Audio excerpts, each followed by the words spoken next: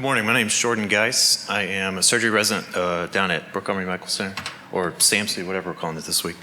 Today I want to present some retrospective data looking at analysis of limb outcomes, management of concomitant vein injury, and military popliteal artery trauma, and I'll go through kind of what I mean by that.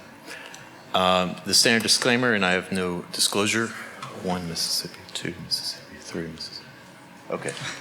All right, so basically we know that injury to popliteal vessels is common, depending upon if you're looking at combat data, civilian data, first or second most commonly injured vessel. In those, 30% of all popliteal artery vessel injuries have a concomitant combined popliteal vein injury. And it's this 30% that we focus on with this study. And then also popliteal artery trauma is a highly morbid injury, has a very high rate of later amputation associated with that injury pattern. And that's combat and civilian data. As far as what to do when you've got both of these injuries, arterial side's pretty well established. Early revascularization is key.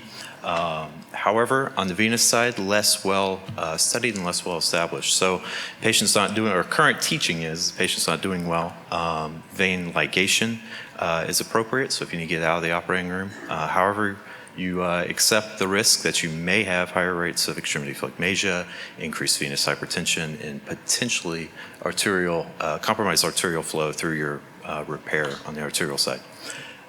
Patient is doing okay on the flip side, and you've got time. Venous repair is acceptable. However, in a resource-constrained environment that many of us practice in, can be difficult, time-consuming, resource-consuming, and questionable patency rates. So, what we wanted to do is look at the venous repair or venous management, ligation versus reconstruction, and did that result in a change in overall limb outcomes, primarily looking at amputation rate. We did this using the GWAT Vascular Initiative database. This is housed out of the ISR. Our nurses identified the cases, and then I went back through every one of the cases that they identified. Inclusion criteria for these limbs, so concomitant ipsilateral popliteal artery and vein injuries. They had to be diagnosed in combat theater, so Role 2 or Role 3. Were not managed with primary amputation, so some sort of limb salvage attempt was made, and then these survived to be admitted at least to a Role 3 hospital. We looked at that large cohort and then divided it down into repair versus ligation. Of note, in the ligation group, this was definitively ligated. There were some cases in which the vein would be ligated at the Role 2 and then later repaired at the Role 3. Those were included in the repair group. Primary outcome, as I mentioned earlier, secondary amputation, you can see the definition there. And then secondary outcomes were vascular-related complications and thrombosis, pseudoaneurysm, stenosis, infection. Those are on the arterial side, not the venous side. So overall, 56 different limbs were included into the cohort, split pretty evenly between repair and ligation. There were no, and looking at demographics of the cohort, there were no statistical significant difference. They include ISS and other additional injuries, such as fracture nerve injuries. Fasciotomy rate was pretty equal. When looking at the type of arterial repair that was performed, again, no statistical significant difference. Most of these underwent bypass. Blast mechanism was 70% of the entire cohort. And then of the venous repairs, this question has come up, of the venous repairs, 45% were primary repairs and 55% were venous bypasses. So primary outcome with secondary amputation, no difference. 45% in the repair group, 41% in the ligation group, clearly no statistical significant difference. Overall, cohort had a 43% secondary amputation rate, which is very high compared to civilian data, and I'll go into that in a little bit. When looking at early versus late secondary amputations, on the Kaplan-Meier curve here, there was no difference. The vast majority of secondary amputations occurred within the first 30 days. One of the benefits of working in the DoD and our active military population is that they get their care in our system, and so they're in our EMR. And I've got long-term follow-up, which oftentimes looking at civilian data, you're not afforded that. One active duty service member had secondary amputation 9 years later due to chronic pain, and he was included in this cohort. So pretty good overall follow-up. When looking at secondary complications, trended to be a higher rate of graft complications in the repair group. However, there was a higher rate of arterial thrombosis in the ligation group, which didn't reach statistical significance clearly, but could be explained with decreased arterial flow if you ligate the vein. There were other complications that arose in the repair group, the pseudoaneurysm, stenosis, infection, that weren't present with in the ligation group. And then the thrombosis of the venous reconstruction, so did that vein repair go down, occurred in 14% of limbs. This is right there on par with what the civilian data shows as well, 16% in recent literature. Finally, this graph or this chart is, and surgeons documented the reason why they performed the secondary amputation. There trended to be a higher rate of surgeons reporting a failure of revascularization of that limb in patients that had the vein ligation. In patients that had the vein repair, surgeons were more likely to report that the limb was non-reconstructible, chronic pain, infection, such and such. So potentially nothing significant, but it's interesting there. Finally, in conclusions, through this, we were able to demonstrate a really, in my opinion, a pretty high secondary amputation rate in this cohort, 43%, which is much higher than the 16 to 15% that civilian data shows. Overall, there was no difference in how the vein was managed, repair, ligation, and it's our impression that really the driving force for this secondary amputation is not the vein repair, but the nature of these injuries, the blast mechanism, the tissue loss, the associated other injuries that go with it, and that likely whether the vein is repaired or not doesn't really play an effect. So we make a recommendation that surgeons in or resource limited or austere environments can be more selective in who they perform this vein repair on. And then finally, because of such a high secondary amputation rate, we make a recommendation that we should perform more work on limb salvage techniques or protocols in these patients with this highly morbid injury. That is all I have. Thank you.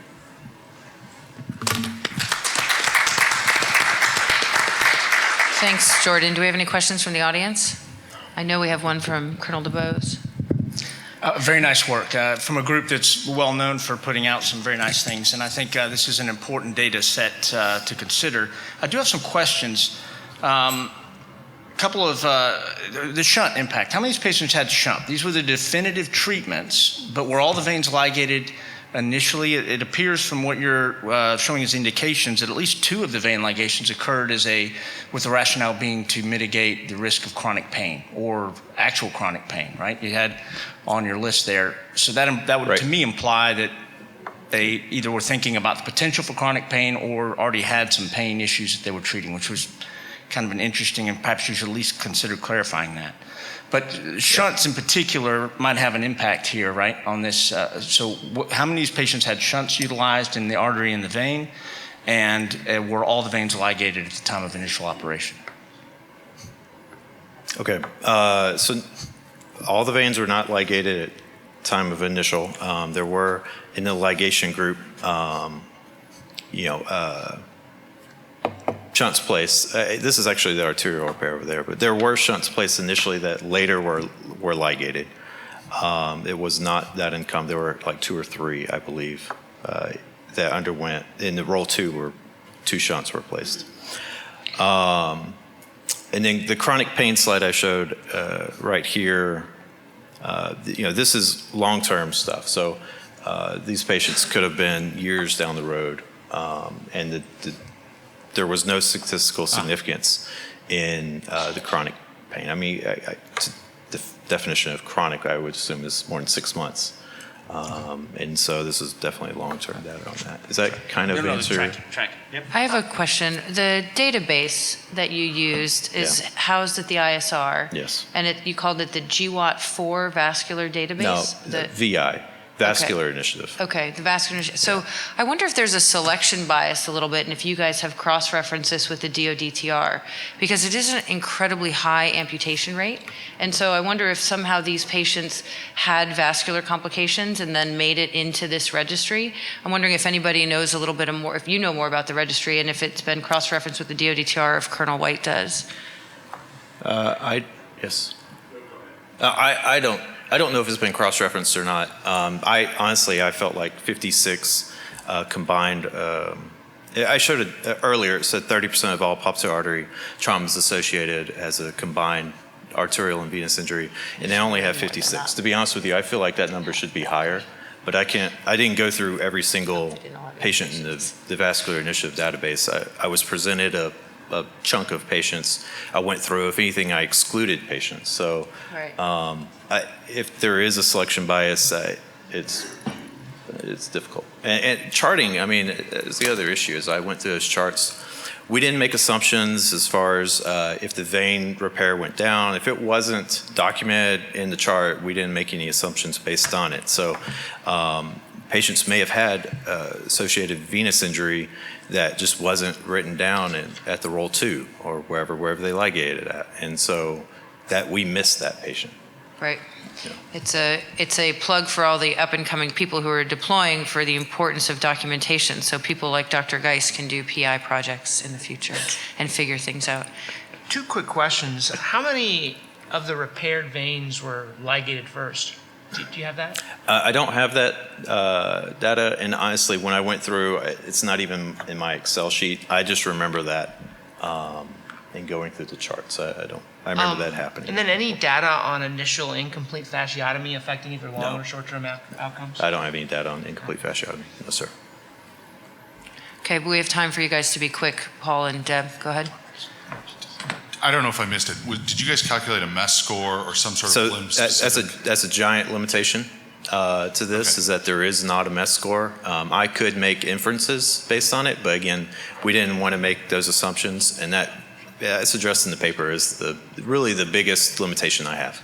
So I mean, I guess with in the veins that were ligated, there's much more vascular failure. So to make a recommendation that you should be able to just ligate the vein indiscriminately off of your data with the severe limitation of no MES score, everything like that, I think is a little bold, especially because it flies in the face of most of the, Norm Rich's data and then the Balad registry data, which showed significant benefit to repairing vein. And didn't Colonel Rasmussen look at this too, specifically in terms of popliteal vein ligation from the DODTR, like I think in 2010 or 11, and showed a similar thing, that if the vein was ligated, the amputation rate was high, but it still, I don't think, was as high as what you guys have. Yeah, we have a high secondary amputation rate, but I mean, there's more civilian data. There's been at least 2 fairly recent civilian data come out that showed no difference in vein ligation or repair in this injury. Colonel Malone? The civilian data has always shown no difference, right? And it's only been the military difference that shows that repair is beneficial. So I mean, that's, and what I'm saying is, Different injury. again, I'll just, Yes, sir. Different injury pattern. Yeah. Okay, very good. Thanks, Jordan. Well done.